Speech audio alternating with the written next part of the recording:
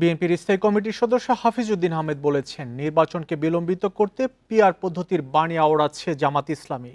Bundle থাকলে প্রতি সেনমানিতে টাকা বাঁচবে। বিকাশ সেনমানি বান্ডেল কিনে জিতুন প্রতি লেনদেনে। সকালে জাতীয় প্রেস ক্লাবে এক আলোচনা সভায় এ মন্তব্য করেন তিনি।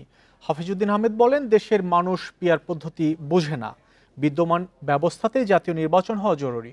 জামাত ইসলামী কথা শুনে জনগণ অবাক হচ্ছে বলেও মন্তব্য করেন হাফিজ উদ্দিন। বলেন, মুক্তিযুদ্ধে জনগণের আত্মদানকে ভুলিয়ে দেওয়ার চেষ্টায় দলটি।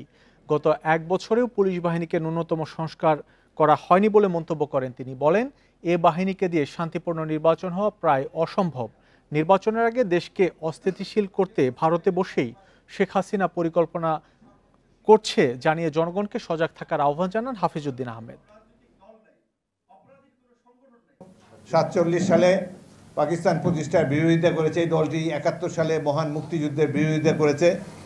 এখন তারা নতুন নতুন বাণী নিয়ে আবির্ভূত হয়েছে। আজব আজব থিওরি দিয়ে নির্বাচনকে বিলম্বিত করা বা নির্বাচন যাতে না হোক সে ধরনের পরিবেশ সৃষ্টি করা মোটেই কাম্য নয়।